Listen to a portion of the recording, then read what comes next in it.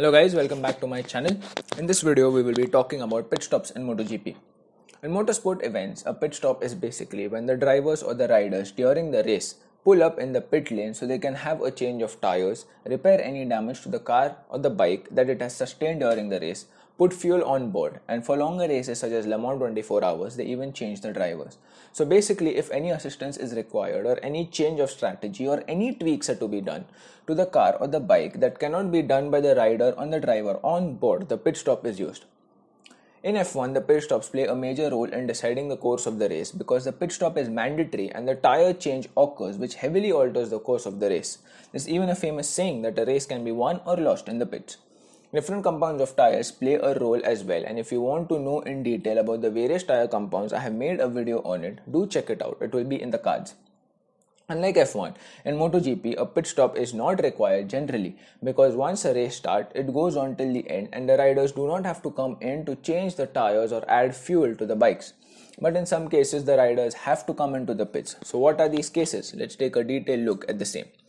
Damage to the bike. One of the saddest sights to see is when the rider is limping into the pits because he has either had a crash and the bike is damaged, so he has to come into the pits to get the bike repaired or have a completely new bike to ride, or if someone had just crashed into him and he has come off damaged from the incident.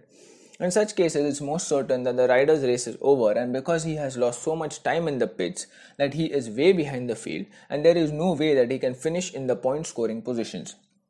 Some of the riders still go out because even if you finish last, you have at least completed the race and that does not add a DNF or a did not finish against your name. Some riders also after the crash somehow get their bikes into the pits and then retire from the race because either it's absolutely pointless to race now because of the time lost, or the rider himself has sustained some injuries during the accident and is unable to continue further. Either which way, this is not the ideal reason to come into the pits. This is really frustrating for both the rider and the team. Now let's take a look at the main reason why MotoGP riders hit the pits. Change of bikes due to weather condition. There's a term in MotoGP called as flag to flag race. A flag to flag race is a race which begins dry and then ends as a wet race. So what does this mean?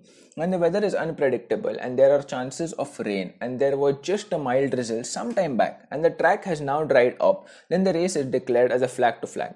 The riders to begin with initially are on slick tires because the racing line is dry and carry on racing. But as soon as the rain hits, the tires cannot generate the grip required, so the tires have to be changed. For this, the riders have to come into the pits. When in the pits, unlike F1, the tires on the bike are not changed, but there is a complete new bike that is kept ready with the wet set of tires and also the wet setup. So when the rider comes in, he just has to hop on from one bike to the other and he is on his way. The reason behind this is pretty simple. It's just that it's much more time saving, and also a deeper reason is that during the rain, the disc brakes on the MotoGP bikes are the steel discs and not the carbon discs. The carbon discs are used in the dry race, and it would take a longer time to change all of this, so it is easier to keep a bike prepared with the wet setup so the rider can come in and hop on and leave. The same strategy can also be used in the exact opposite way. If the race has begun as a wet race, but if the rain has now stopped, the racing line has begun to dry up and the wet tires will degrade very quickly and also offer no grip at all. So the riders come in to get a fresh set of tires on the bike, preferably slicks, and then they can be on their way. It often takes one brave rider to dive in and take the gamble first, and then the others follow. Because pit stops are not a regular part of MotoGP, whenever there is pit action, it is fun to see because you can see a lot of drama, and because it's not routine, stuff goes wrong and we can see tempers flare.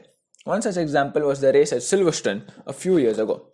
These are basically the main reasons why pit stops are used in a MotoGP race. It is a rare occurrence to see this, to be honest. But the pits is where the entire team is stationed, the bikes are parked, the equipment sits, and it's the hub for all the proceedings of the race. During qualifying and free practice and whatnot, the pits are always busy with riders coming in and going out a lot of times. The pit lane and pit box is a very crucial element of motorsport. I will soon be coming up with a detailed video on how the pit stops are in F1 and what happens during qualifying and how a bike is set up. So guys, if you liked what you saw, a sub to the channel will be highly appreciated. While you're here, don't forget to click the like button if you like the video and hit the dislike button twice if you dislike the video. Also, don't forget to hit the red subscribe button, ding the notification bell, and I'll see you in the next one. Bye bye.